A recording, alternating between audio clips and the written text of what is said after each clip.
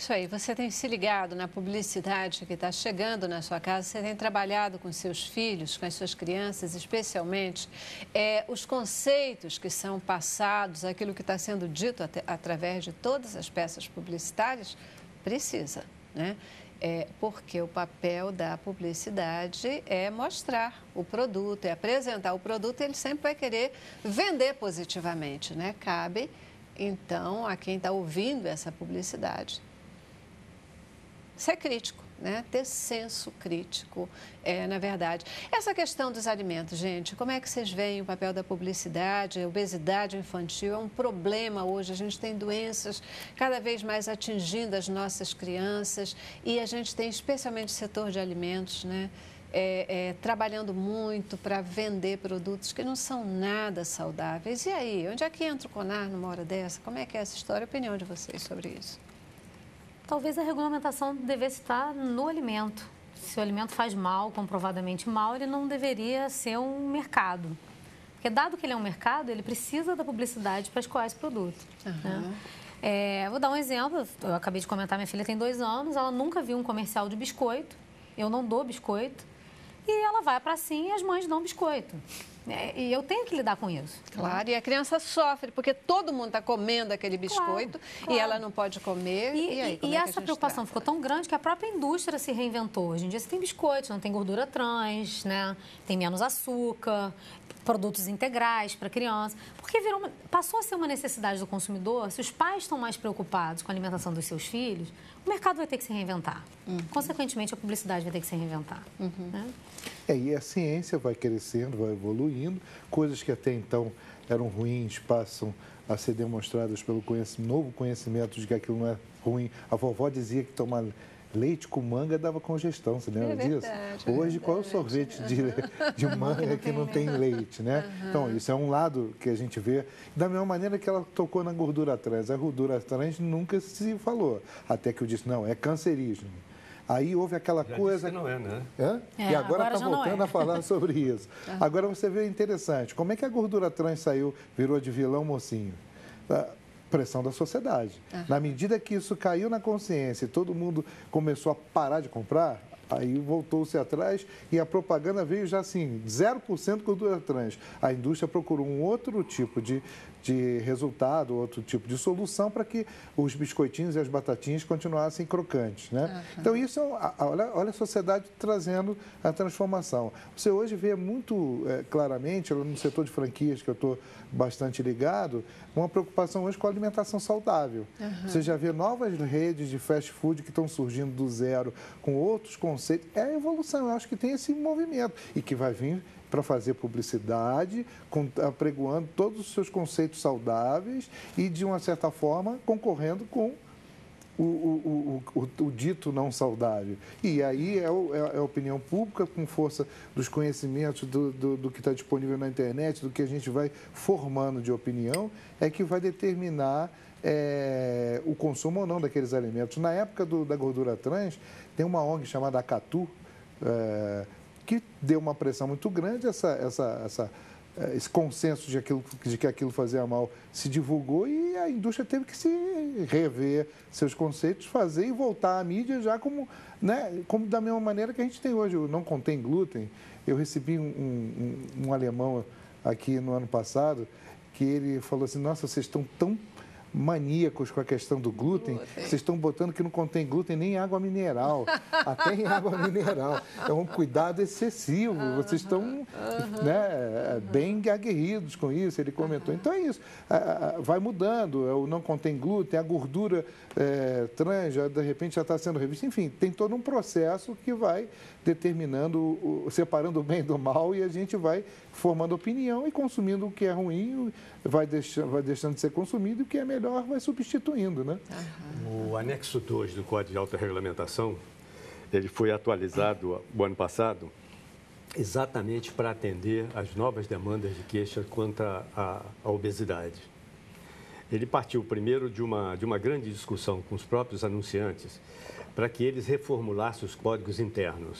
Então, todos eles, McDonald's, todos eles firmaram um código de redução de qualquer tipo de conteúdo ou de oferta de coisas que fosse. No lado do CONAR, se exigiu muito mais critério quanto à qualidade do anúncio, para ele não ser impositivo, para não ser nunca dirigido a criança, para ele não ter nenhuma criança participando de qualquer tipo de alimento, de anúncio de alimento, que não fosse dirigido pessoalmente a ela, não fizesse nenhum tipo de apelo a ela, ou que tivesse alguns outros cuidados e sempre com a cláusula de advertência sobre a qualidade daquilo. É o que se pode fazer em termos de autorregulamentação, que eu acho que é muito bom que se faça, e se gerar uma discussão sobre o que é saudável, para não se caia também no excesso de outra coisa. Por exemplo, eu vi hoje, num grande jornal do país, uma página inteira de um site de uma menina de Goiás, de 8 anos, que tem um site de exercício físico. A gente não pode também cair no outro absurdo da outra história, que não é publicidade. Possivelmente é um site que está esperando que tenha publicidade de alguma coisa. O que é lamentável também, que é grave sob o ponto de vista, porque não se pode ter os excessos, que a gente tem que lidar com esses excessos.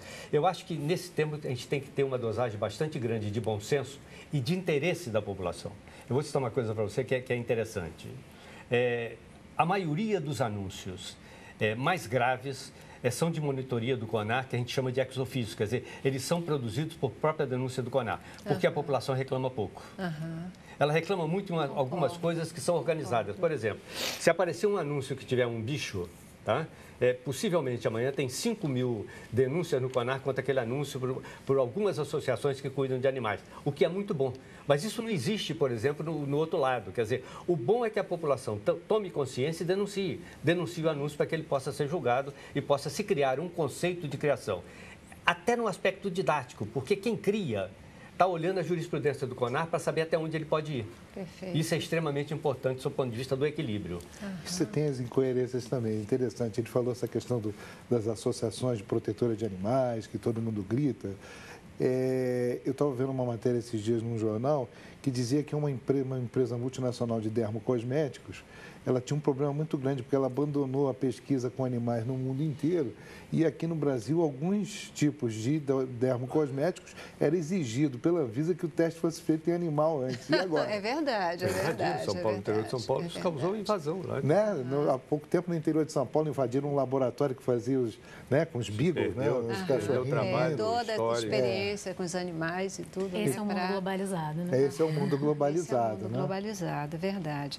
Gente, eu queria ainda ouvir de vocês o seguinte, né? Será que nesse momento, né, da questão, as crianças já nascem com smartphone, já têm, né, participação nas mídias sociais como um todo, essa exposição maior da criança, né, ao mundo da comunicação, que tipo de atenção, de cuidado as famílias, os pais, os educadores devem ter para que se crie consciência, né? Para que se crie consciência, porque a publicidade, a propaganda, ela está aí, ela vai chegar até essa criança de forma que a gente possa proteger esse vulnerável, né? Você acabou de colocar uma série de posicionamentos da legislação, do CONAR, etc., que são medidas protetoras. Para a publicidade, né? Mas a internet é um território novo,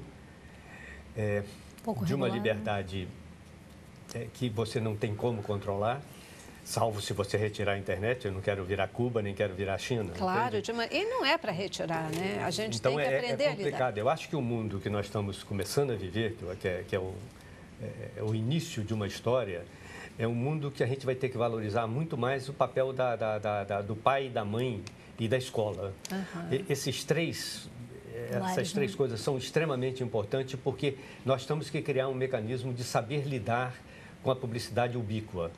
Ela está em todo lugar ao mesmo tempo, isso a gente precisa saber lidar, e nós ainda não sabemos. Perfeito.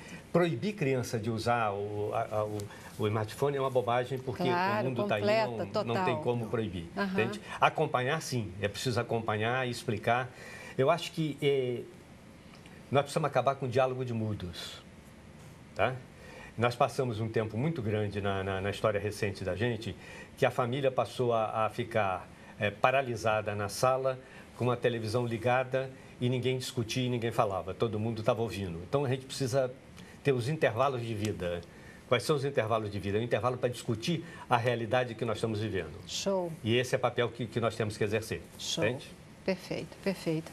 É preciso que a gente tenha, gostei disso, os intervalos de vida, né? A gente retome os espaços do diálogo, da conversa, da crítica, das opiniões, para poder lidar com tudo que está à nossa frente. Proibir não é o caminho, mas discutir, educar, sensibilizar, informar, esse é o caminho. É assim que a gente vai conseguir lidar com tudo que vier e que aparecer na nossa frente, né? A gente já precisa do nosso último intervalo.